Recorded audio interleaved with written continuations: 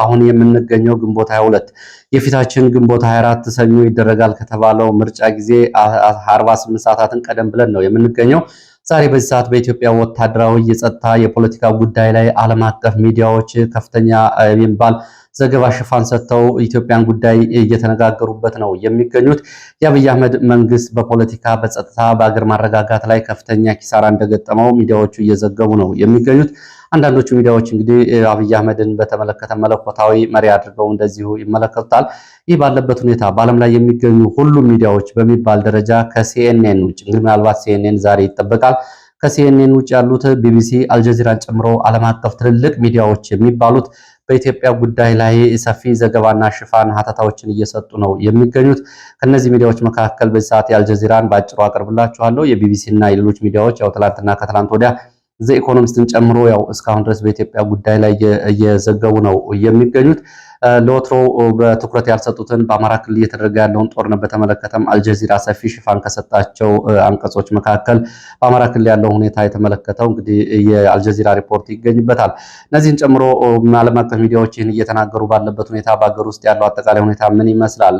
ፋኖ ከጠራው የትራንስፖርትና የመንገድ እንቅስቃሴ ቀባ ባሻገር ኦነግም ይህንን ጥሪ በመቀላቀል በኦሮሚያ ክልል ከዛሬ ጀምሮ እንቅስቃሴ እንደማይኖር እንደዚሁ ጥሪ አስተላልፏል።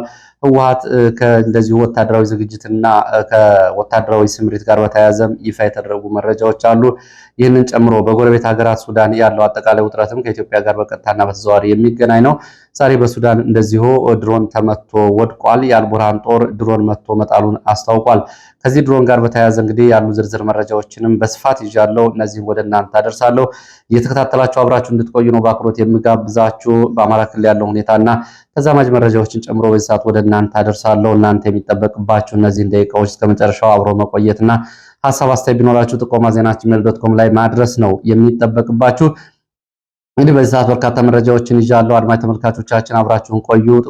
ጥቆማ ዜና@gmail.com የእናንተን መልእክቶች ይቀበላል። ቴሌግራም፣ ዋትስአፕ፣ ሜሴንጀርም እንደዚሁ መልእክቶችን ልታደርሱ ትችላላችሁ። ወደ መረጃዎቹ ሲሄድ ሰሞኑን እንግዲህ በተከታታይ በአንድ ሳምንት ጊዜ ውስጥ 3 ተሽከርካሪዎችን ሙሉ ተሳፋሪዎች ከአዲስ አበባ ወደ ደብረ ማርቆስ እና ከደብረ ማርቆስ ወደ አዲስ አበባ በሚወስደው መንገድ ሰላሌ፣ ፍቼ፣ ገብረ ጉራቻ እና ጉሃ ጽዮን አካባቢ ታግተዋል።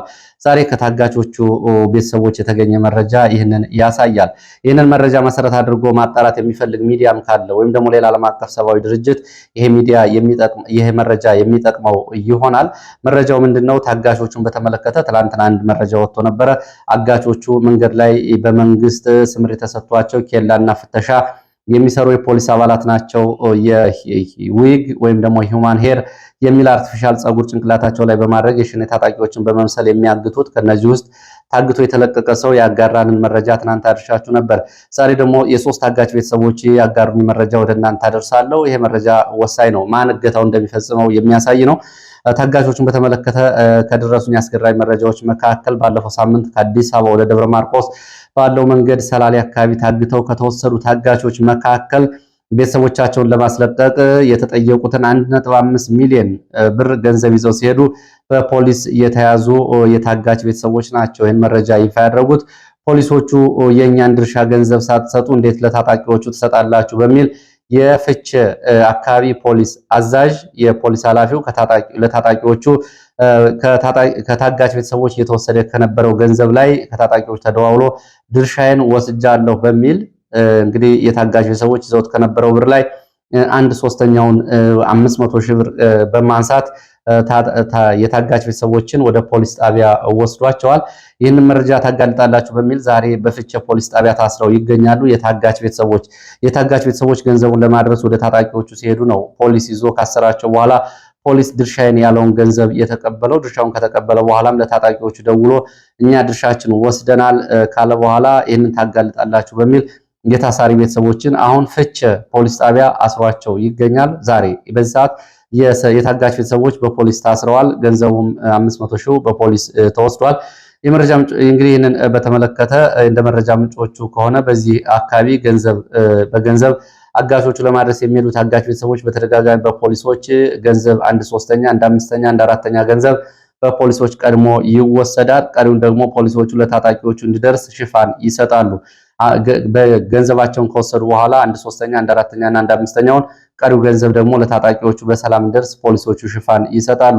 እነዚህ ታጣቂ የሚባሉት ቦታ እየተቀያየሩ ነው። አንዳንዶቹ መንግስት ቢሮ ውስጥ ፖሊስ ጣቢያ ሲኖሩ፣ ሌሎቹ ወደ እገታ ይወጣሉ። ሌሎቹ ደግሞ አግተው ሲመለሱ፣ እነዚህ ያሉት ደግሞ ይህንን ያደርጋሉ። እንግዲህ ታጣቂዎቹ አብዛኞቹን በፈረቃ የሚያግቱ የፖሊስ አባላት እንደሆኑ ዛሬ የወጣው መረጃ ያሳያል። በዚህ መሰረት ዝርዝር ዘገባ፣ የምርመራ ዘገባ እንዲሁም ደግሞ ሌላ ዓለም አቀፋዊ ድርጅቶች የማጣራት የሚፈልጉ ከሆነ አሁን በፍቼ ፖሊስ ጣቢያ ታስረው የሚገኙ ቤተሰቦችን ማነጋገር ትችላላችሁ። ወደ ሌላ መረጃዎች ሲሄድ ምርጫውን ተከትሎ ዓለም አቀፍ ሚዲያዎች ኢትዮጵያን በተመለከተ ምን እያሉ ነው የሚለው ከላይ በመግቢያ ላይ ያጋራኋችሁን አልጀዚራ የይዞት ከወጣው ዘገባና ተዛማጅ መረጃዎችን ወደ እናንተ ላድርስ። አሁን 2018 ምርጫን አስመልክቶ ዓለም አቀፍ ሚዲያዎች የኢትዮጵያን አጠቃላይ ገመና፣ የአብይ አህመድን የፖለቲካ ባህሪና ኢትዮጵያ ያለችበትን አሁናዊ ቀውስ በተመለከተ ከፍተኛ ሽፋን እየሰጡ እያጋለጡ ነው የሚገኙት። እነዚህ ሚዲያዎች ላለፉት 5-6 ዓመታት በአርምሞ ሲመለከቱት የነበረውን የኢትዮጵያን ጉዳይ ዛሬ ጓዳ ጎድጓዳውን እየዘገቡት ይገኛሉ። አንዳንዶቹ ሚዲያዎች አብይ አህመድ በክርስቶስ ተሰይሜያለሁ ብሎ የሚያምን ስለሆነ የኢትዮጵያን ሕዝብ ሰቆቃ ጆሮው እንዳይሰማ አድርጎታል፣ ራሱን መለኮታዊ አዳኝ አድርጎ ይመለከታል ሲሉ አንዳንዶቹ ሚዲያዎች ስላቅና ቀልድ አክለው ዘገባዎቻቸውን ይዘው ወጥተዋል። ሌሎች ሚዲያዎች ደግሞ አብይ አህመድ ከኢትዮጵያ አልፎ የቀጠናው አደገኛ ስጋት ሆኗል ሲሉም እንደዚሁ ሌሎች ሚዲያዎች ዘግበዋል።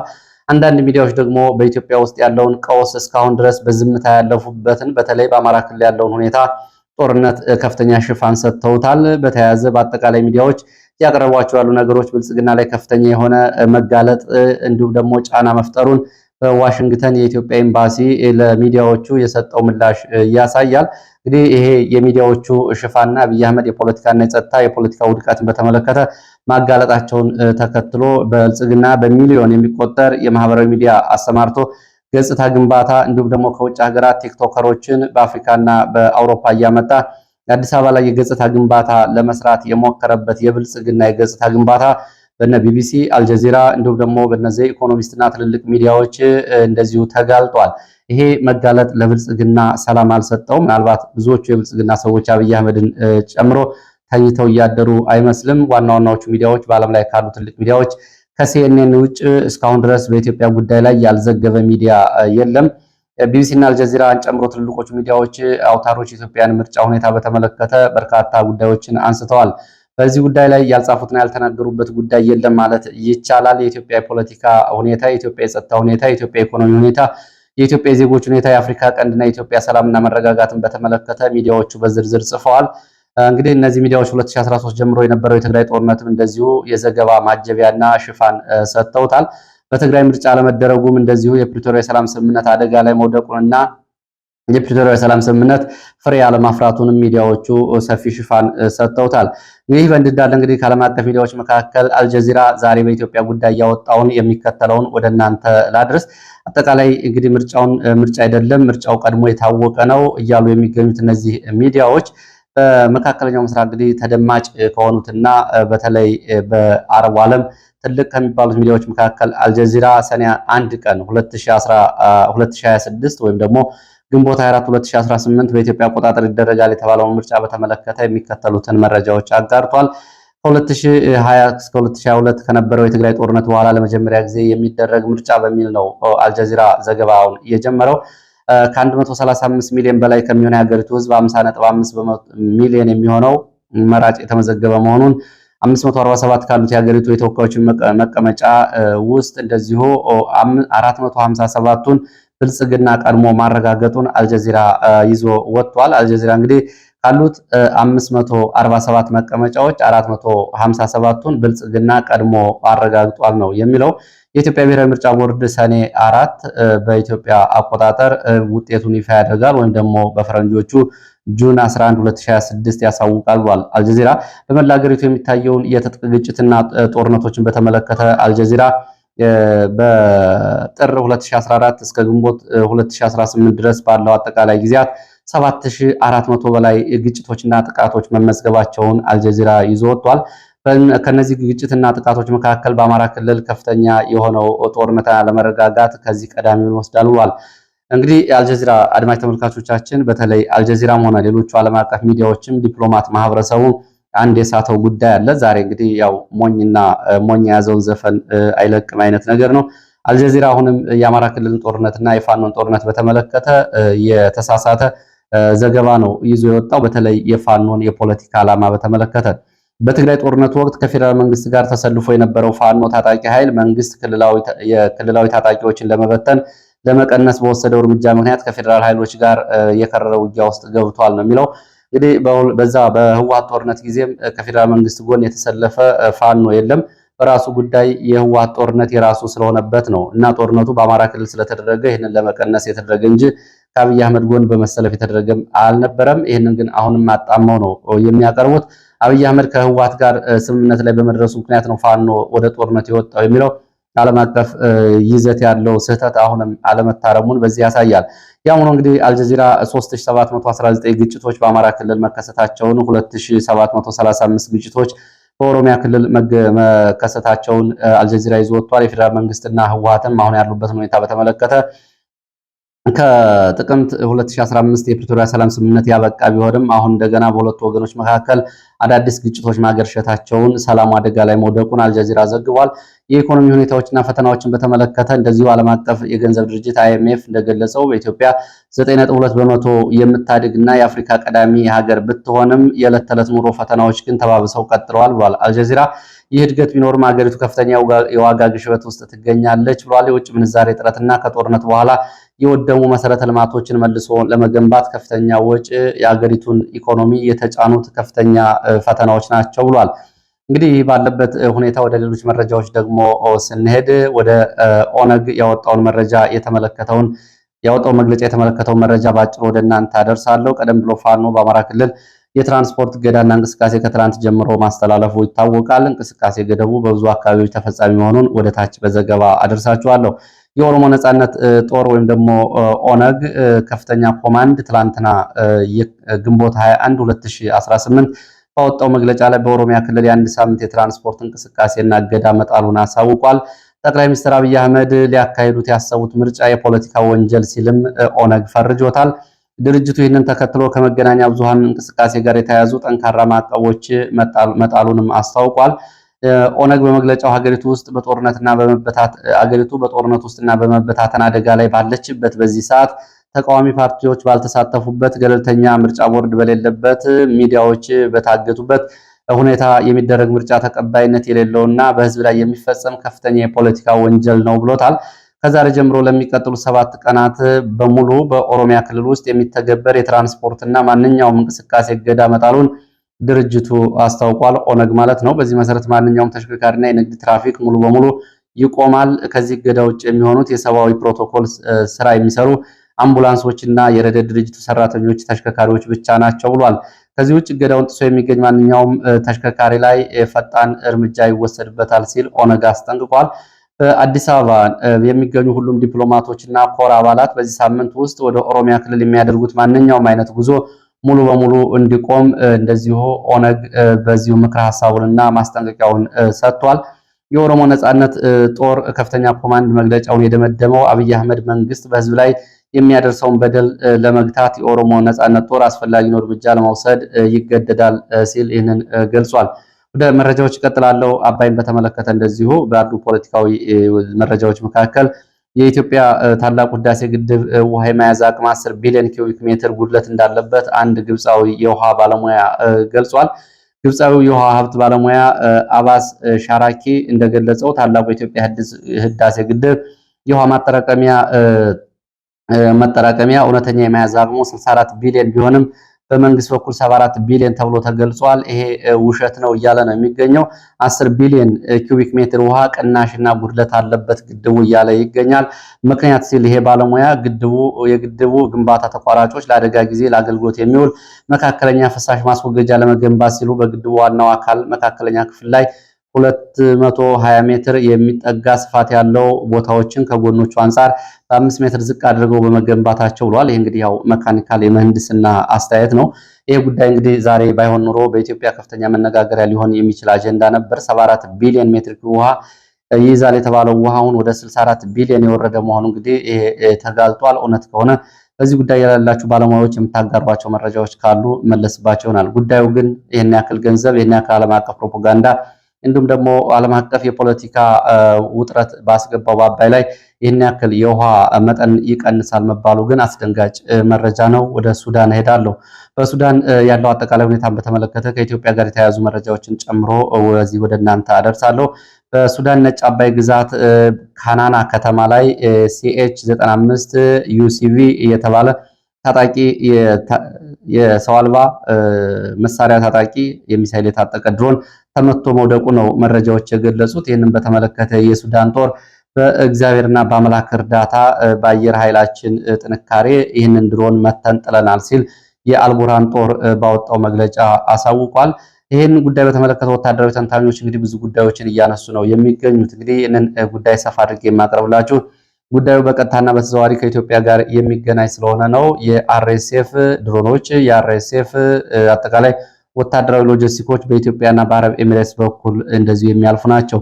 ይሄ ትናንት ተመቶ ወድቋል የተባለውን ድሮን በተመለከተ ምናልባት በኢትዮጵያ አየር ኃይል የድሮን ባለሙያዎች ማሻሻያ ሳይደረግለት እንዳልቀረ ነው እየተገለጸ የሚገኘው። በዚህ ወታደራዊ ተንታኞች የቴክኒክ ትንተናን በተመለከተ የሚከተለውን ጉዳይ ብለዋል። ድሮኑ ሲኤች 95 ባህሪያትና አንድምታዎቹ ሲኤች 95 ቻንግ ሆንግ 95 በቻይና ኤሮስፔስ እየተመረተ እንደሆነና ረጅም ሰዓታትን በአየር ላይ መብረር እና ማጥቃት የሚችል ድሮን እንደሆነ ነው የተገለጸው። የመጫን አቅሙም እንደዚሁ እስካሁን የሱዳኑ ፈጥኖ ደራሽ ኃይል አርኤስኤፍ በስፋት ይጠቀማቸው ከነበሩ ትናንሽ ድሮኖች ኤፍፒቪ አንጻር ይሄ በጣም ትልቅ እንደሆነ ነው የተገለጸው። ረጅም ሰዓታትን በአየር ላይ የመቆየትና የላቀ የሴንሰር ወይም ደግሞ የስለላ መዋቅር ያለው ድሮን ነው። ይሄ ሲኤች 95 የተባለው ድሮን ለማንቀሳቀስ መሬት ላይ ያሉ የቁጥጥር ጣቢያዎች፣ የሳተላይት ግንኙነቶች፣ የረጅም ርቀት ሬዲዮ ሞገዶች ጭምር የሚያስፈልጉት ይሆናል። ከዚህ አንጻር እንግዲህ አርኤስኤፍ የተደራጀ እንደዚህ አይነት የድሮን እንዲሁም ደግሞ የአየር ቁጥጥር ጣቢያ የለውም በሚል ጉዳዩ ከኢትዮጵያ ጋር ይያያዛል የሚሉ መረጃዎች እየወጡ ነው የሚገኙት። ይህ ድሮን መጠቀም አርኤስኤፍ መጠቀም መጀመሩ በአካባቢው ካለው አጠቃላይ ሁኔታ ጋር የሚያሳይ ነው። ስብርባሪው ላይ የሚታየው ልዩ መንታ ጅራትና በስተጀርባ ያለው የድሮኑ ሁኔታ ድሮኑ በቀላሉ እንዲለይ እንዳደረገው ባለሙያዎች ይገልጻሉ። ይህ ቀደም ሲል በምስራቅ አፍሪካ ምድር ከታዩ ትናንሽ ሞሃጀር ድሮኖች ትልቅና ረጅም ክንፍ ያለው እንደሆነ ነው የታወቀው። መሳሪያው ቢኤ 11 ብሉ ተብሎ የሚጠራ እንደዚሁ ሚሳይሎችንም ሳይፈነዱ አብረው ከድሮኑ ጋር መገኘታቸውም ተገልጿል። ይሄ በሶስት ሚሳይሎች ውቅር የተዋቀረው ድሮን ሲኤች 95 ድሮን ቢያንስ 3 የቢኤችኤ ሚሳይሎችን ታጥቆ እንደነበር መረጃዎች ገልጸዋል። አብዛኛው ጊዜ እነዚህ ድሮኖች ሚዛናቸውን ለመጠበቅ በጥንድ ክንፍ ነው የሚታጠቁት። ይሄ ያልተመጣጠነ ወይም ደግሞ በኢትዮጵያ የድሮን ባለሙያዎች የተሻሻለ ሚሳይል መንደርደሪያ እንዳለው የሚያሳዩ መረጃዎች ወጥተዋል። ድሮኑን የሚያበሩት አካላት በራሳቸው ፍላጎት መሬት ላይ እንዳሻሻሉት ወይም ደግሞ እንዳሳደጉት ነው እንግዲህ መረጃዎቹ የሚያሳዩት። ይህንን በተመለከተ እንግዲህ ድሮኑ ካናን ነጭ አባይ ግዛት እጅግ ስትራቴጂክ በሆነው ቦታ ነው ተመቶ የወደቀው። ይሄ ቦታ የሱዳን የአየር ኃይል ቤዝ፣ የስኳር ፋብሪካ ኮምፕሌክስ የሚገኙበት ቀጠና ሲሆን ነጭ አባይ ግዛት ደግሞ በሱዳን ጦር ወደ ካርቱም ፖርት ሱዳን የሚወስዱትን የደቡብ አቅርቦት መስመሮች እና የሎጂስቲክ ማዕከላት የሚጠብቅ ወሳኝ መስመር ነው። በዚህ ቀጠና ላይ ነው እንግዲህ ድሮን ጥቃት የተፈጸመውና ድሮኑም ተመቶ የወደቀው። በዚህ አየር ክልል ላይ ከፍተኛ የስትራቴጂክ ድሮን ማብረር የአርኤስኤፍ መጀመሩ በአካባቢው ያለውን አጠቃላይ ሁኔታ ያሳያል ነው የተባለው። የሱዳን ጦርነት ተጋግሎ በቀጠለበት በዚህ ሰዓትም እንደዚሁ ከኢትዮጵያ ወደ ሱዳን የጦር መሳሪያ እየገባ መሆኑን የሚያሳዩ መረጃዎች ገልጸዋል። ወደ ኢትዮጵያ በአንድ ወር ብቻ ከዩናይትድ አረብ ኤሚሬትስ ከ44 በላይ ግዙፍ የጦር ጫኝ አውሮፕላኖች የጦር መሳሪያ ወደ ኢትዮጵያ ማስገባታቸውም ተገልጿል። ይሄ ጉዳይም ከሱዳን ጋር የሚያያዝ ነው። ከነዚህ መካከል 8 የሚሆኑት በባህር ዳር፣ ቀሪዎቹ ደግሞ በአዲስ አበባና በደብረ ዘይት መራገፋቸውን የወጡ መረጃዎች ያሳያሉ። ከ44 የአውሮፕላን ጭነቶች ውስጥ 67 በመቶ የሚሆኑት የጦር መሳሪያዎች ለአርኤስኤፍ ተላልፈው የተሰጡ እንደሆነ መረጃዎቹ ይጠቁማሉ።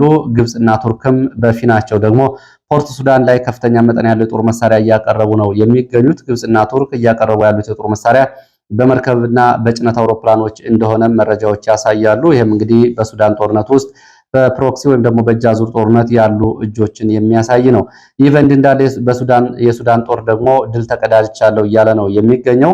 የሱዳን ጦር አርኤስኤፍ ያለበት በእነዚህ ቀጠናዎች ድል ተቀዳጅቻለሁ ሲል ተገልጿል። በከባድ ጦርነት ሊኖር እንደሚችልም በዚህ ቀጠና መረጃዎች እየወጡ ነው የሚገኙት። በተለይ በኢትዮጵያ ኩርሙክና አካባቢው ከፍተኛ ወታደራዊ ዝግጅት ነው ያለው። በኢትዮጵያ የሚገኙ አርኤስኤፍ ታጣቂዎችም እንዲሁም ደግሞ የሱዳን ጦርም ከህዋት የጦር መሪዎች ጋር እየተደገፈ ወደዚህ ቀጠና በተለይ አርኤስኤፍ ከምዕራብ ሱዳን ከዳርፉርና ኮርዶፋን ወደ ምስራቅ ኢትዮጵያ በኩል በኢትዮጵያ በኩል የኢትዮጵያ ምዕራባዊ ክፍል ማለት ነው በደቡብ ሱዳን በኩል ኃይል እያስገባ ነው የሚገኘው። ብሉ ናይል ግዛት አካባቢ ቀጣይ ከባድ ጦርነት ሊኖር እንደሚችል የሚያሳየው ይህ መረጃ አዳዲስ ካምፖች በኢትዮጵያ ውስጥም እየተገነቡ ነው የሚገኙት። አርኤስኤፍ አሁን ኃይሉ ወደዚህ ቀጠና እያስገባ ከብሉ ናይል ግዛት የደቡብ ምስራቅ ሱዳን ቀጠና ከባድ ጦርነት ለማድረግ እየተዘጋጀ መሆኑንም መረጃዎች ያሳያሉ።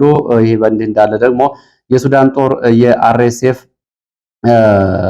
የአርኤስኤፍ ታጣቂዎችን ድል ተቀዳጅቻለሁ ብሏል። የሱዳን ጦር ትናንትና ባወጣው መረጃ መሰረት የሱዳን ፈጥኖ ደራሽ ኃይል ወይ ደግሞ አርኤስኤፍ እና የሱዳን ህዝብ ነጻነት ንቅናቄ ተብሎ የሚጠራው ቡድን በብሉ ናይል ክልል ቃይሳን ተብሎ በሚጠራው ወረዳ የሚገኘውን አሞራ ጣቢያ ላይ የሰነዘሩትን ጥቃት በመመከት ያጸፋ ምላሽ በመስጠት ከፍተኛ የሆነ ድል ተቀዳጅቻለሁ ብሏል። የሱዳን ጦር ቃይሳ ድንበር ከተማ ላይ የደረሰውን ወታደራዊ አቅርቦት እና መስመር ለመቁረጥ የተንቀሳቀሰውን የአርኤስኤፍ ታጣቂን በመምታት አካባቢውን ተቆጣጥሬያለሁ ብሏል። ኩሪ ተብሎ በሚጠራው ምስራቃዊ ጫፍ የመሸገው የአርኤስኤፍ ኃይል እርምጃ ተወስዶበት አካባቢውን ለቆ ወደ ኢትዮጵያ ድንበር መጠጋቱን እንደዚሁ አርኤስኤፍ እየገለጸ ነው የሚገኘው። አርኤስኤፍ ሳይሆን ሳፍ ነው እየገለጸ የሚገኘው። ይሄ ቀጠና እንግዲህ ከኢትዮጵያ ጋር በቀጥታ የሚገናኝ ሲሆን በሱዳን የአልቡርሃን ጦር 13ኛ እግረኛ ብርጌድ ጆሴፍ ቱካ ተብሎ የሚጠራው አዛዥ የሚመራው ጦር የአርኤስኤፍ እና ኤስፒኤልኤም ታጣቂዎችን ከአካባቢው ማስወጣቱንና ታጣቂዎችን ወደ ኢትዮጵያ ድንበር ማስጠጋቱን ነው መረጃዎቹ የሚገልጹት። በአጸፋው እንግዲህ በርካታ ወታደራዊ ተሽከርካሪዎችን ማውደሙንና ሌሎችንም መማረኩን ገልጿል። መጀመሪያ አርኤስኤፍ ጥቃት ከፈተ። በዚህ አጸፋ ምላሽ ይህንን ወታደራዊ ኪሳራ ደረሰበት። እንግዲህ እንደ ወታደራዊ ምንጮች ከሆነ የሱዳን ይህ ቀጠና ወደ ኢትዮጵያ የሚያስገባ ቀጠና ስለሆነ ነው አድማጭ ተመልካቾች ሰፊ ሽፋን የሰጠሁት። ከአሞራ ጣቢያ የሚነሳ ጥቃት በኩሪ በኩል የሚገኘው 13ኛ ብርጌድን ቃይሳን ከተማ መካከል ያለውን አቅርቦት ለመቁረጥና ወደ ኢትዮጵያ ድንበር ያለውን የአርኤስኤፍ ካምፖችን ለመያዝ ነው የሱዳን ጦር በዚህ ቀጠና እንቅስቃሴ እያደረገ ያለው። በኢትዮጵያ ግዛት ውስጥ የመሽገው የሚገኙት የአርኤስኤፍ አማጽያን ወደፊት ለመገስገስ የሚያደርጉት እንቅስቃሴ በዚህ መስመር ተገቷል። ቃይሳን ተብሎ የሚጠራው ቦታ በሱዳን ጦር መያዙን ተከትሎ በዚህ ቀጠና ያለው የአርኤስኤፍ እንቅስቃሴ ዛሬ መገታቱን መረጃዎች ገልጸዋል። ያው ውጊያ ስለሆነ ተለዋጭ ሁኔታዎች ይኖራሉ። ወደ ፋኖ መረጃዎች ስመለስ ፋኖ በአማራ ክልል ከግንቦት 21 ጀምሮ ከትላንት ጀምሮ የጣለው እንቅስቃሴ ገደብ ተከትሎ በተለያዩ የአካባቢዎች በርካታ ተሽከርካሪዎች ቆመው እንደሚገኙ መረጃዎች ገልጸዋል። እንቅስቃሴ ለማድረግ እቅድ ይዘው የነበሩ መንገደኞችም እንዲሁ ወደየቤታቸው ተመልሰዋል። መንገድ ላይ የነበሩ እንደዚሁ በቅርብ ባገኟቸው ከተሞች ለማረፍ ተገደዋል። በዚህ ምክንያት ትላንትና በአብዛኛው አካባቢዎች የትራንስፖርት እንቅስቃሴ ገደብ እንደነበርና ዛሬም በብዙ አካባቢዎች የትራንስፖርት እንቅስቃሴ ገደብ እንዳለ መረጃ ምንጮች ገልጸዋል። በዚህ ምክንያት የምርጫ ቁሳቁሶችን ከቦታ ቦታ ለማጓጓዝ እንደዚሁ ፈተና ሆኗል ነው የተባለው ለብልጽግና። ለዚህ እንግዲህ ወታደራዊ ኮንቮዮችን ከከተሞች ወደ ገጠር አካባቢዎች እያንቀሳቀሱ ነው። በኢትዮጵያ ውስጥ ያለው የፖለቲካ ሁኔታ እየተባባሰ በመጣበት በዚህ ወቅት በትላንትናው ዕለት የህወሓት የውጊያ አቅጣጫዎችን እና በተለያየ መንገድ የስምሪት የተሰጣቸውን ታጣቂዎችም እንደዚሁ መረጃ ይፋ ተደርጓል። ይህንን ተከትሎ ከዋግኽምራ እስከ አበርገሌ ከሳምረ እስከ ነቅሰግ እስከ ኮረም ድረስ ባሉት ቀጠናዎች እንዲሁም ከራያ አላማጣ እስከ ዞብል እንዲሁም ደግሞ ራያ አፋር ግንባር ባሉ አካባቢዎች ስምሪትና ምደባው እንደዚሁ ይፋ ተደርጓል። የአርሚዎች ስምሪት ኦነግ ሸኔም እንደዚሁ ከዓመታት በኋላ 4 ወረዳዎችን ትላንትና መቆጣጠሩ መረጃዎች ይገልጻሉ። በአባይ ሸለቆ የሚገኙ የሆሮ ጉዱሩ ወለጋ 4 ወረዳዎችን በከባድ ውጊያ የተቆጣጠረው ኦነግ ሸኔ ዛሬም እንደዚሁ መንገዶችን መቆጣጠሩ ተገልጿል። ይሄ ባለበት ሁኔታ እንግዲህ በሰሜን ወሎ እና በምዕራብ ወሎ የጎንደር አብዛኞቹ ቀጠናዎችና የጎጃም አካባቢዎች የመንገድ ትራንስፖርት በአማራ ክልል ዛሬም ዝግ መሆኑን መረጃዎች ያሳያሉ። በሸዋ ቀጠናም እንደዚሁ ውጊያዎች የቀጠሉ ሲሆን ዛሬም እንደዚሁ ወታደራዊ ስምሪቶችና እንቅስቃሴዎች ይታያሉ። በሰሜን ወሎ በቀጠለው ውጊያ የብልጽግና ባለስልጣናት ጭምር የጊዳን ወረዳ የብልጽግና ባለስልጣን ኃላፊ ጭምር ስለመገደላቸው የወጡ መረጃዎች ያሳያሉ። በአማራ ክልል ያሉ ዝርዝር መረጃዎችን በኋለኛው የመረጃ ጊዜ በስፋት እመለስባቸዋለሁ። አሁን ወደ ትግራይ የሚወስደን መረጃ አስከትላለሁ። በትግራይ ክልል ያለው ወታደራዊ አፈሳና አስገዳጅ ምልመላ ቀጥሏል። በዛሬው ዕለት በማይጨው፣ በመቀሌ፣ በአዲግራት፣ በውቅሮ ከተሞች በርካታ ወጣቶች በሌሊት ታፍሰው መወሰዳቸውን የወጡ መረጃዎች ያሳያሉ። ይህንን በመፍራት በርካታ ወጣቶች ከተሞችን በለቀው እየወጡ እንደሆነ የወጡ መረጃዎች ያሳያሉ። ባለፉት 7 ተከታታይ ቀናት በተደረጉ አፈሳዎች በሺህ የሚቆጠሩ ወጣቶች እንደታፈሱ መረጃዎች ጠቁመዋል። በርካቶቹ ደግሞ እነዚህን ከተሞች ለቀው ወደ በረሃ ወርደዋል። ራሳቸውን እንደዚሁ ከዚህ አፈሳ ለማስመለጥ በሚል የትግራይ ከተሞችን ለቀው ወደ በረሃማ አካባቢዎች መውረዳቸውን እንደዚሁ የሀገር ውስጥና ዓለም አቀፍ ሚዲያዎች ይህንንም ሰፊ ሽፋን ሰጥተውታል። አሁን የብዙ ሚዲያዎች ትኩረት ስቧል። ይህ በእንዲህ እንዳለ ህወሓት ባደረገው ግምገማ ደግሞ ጸረ ጽምዶ ወይም ደግሞ ደብረጽዮንን ቡድን አይደግፉም እና ደብረጽዮንን ቡድን ለመገልበጥ ስልጣን አሲረዋል በሚል በጠረጠራቸው እንዲሁም ደግሞ ግምገማ ባቀረበባቸው የነ ዓለም ገብረዋህድ ቡድን ላይ እንደዚሁ የተለያዩ እርምጃዎችን ወስደዋል። ከተወሰዱት እርምጃዎች መካከል ከኃላፊነት ዝቅ ማድረግ፣ ከስራ አስፈጻሚ አባልነት ወደ ማዕከላዊ ኮሚቴ እንዲሁም ደግሞ ከማዕከላዊ ኮሚቴ አባልነት እንዲሁም ደግሞ ወደ ተራ አባልነት ማባረር ጨምሮ የማዕከላዊ ኮሚቴ አባላትንም እንደዚሁ ታግደው እንዲቆዩ በህወሓት የግምገማ ውጤትና ውሳኔ መሰረት ይፋ ተደርጓል። በዚህም ከከባድ ዲሲፕሊንና ግድፈት በሚል ማስጠንቀቂያ ተሰጥቷቸው በዲሲፕሊን እንዲጠየቁ ወደ ዲሲፕሊን ኮሚቴ የተመሩ መኖራቸውንም መረጃዎች ገልጸዋል። እንደዚሁ ደግሞ በስም ያልተጠቀሱ የህወሓት የማዕከላዊ ኮሚቴና የስራ አስፈጻሚ አባላትም ከስራ ታግደዋል ተብሏል። ዶክተር ፍስሐ ሀብተ ጽዮን፣ ዶክተር ሰለሞን ኪዳነ ከስራ አስፈጻሚ አባልነት ተነስተው ወደ ማዕከላዊ ኮሚቴ አባልነት እንዲወርዱ ተወስኖባቸዋል። ሊያ ካሳን ጨምሮ እነ ተክላይ ገብረመድህንና ሌሎች 7 ሰዎች ደግሞ ከባድ የዲሲፕሊን ማስጠንቀቂያ ተሰጥቷቸዋል ይላል መቀሌ አካባቢ የወጣው መረጃ። ለሰዓት ያስኳቸው መረጃዎች እነዚህ ናቸው። በተለይ እንግዲህ በሱዳን አካባቢ ሰፊ ሽፋን የሰጠሁትን ዘገባ ተከትሎ ሌሎች መረጃዎች ስለተከታተላችሁ በእጅጉ አመሰግናለሁ። በሌላ ተመሳሳይ መርሃ ግብር እንገናኛለን። መልካም ጊዜ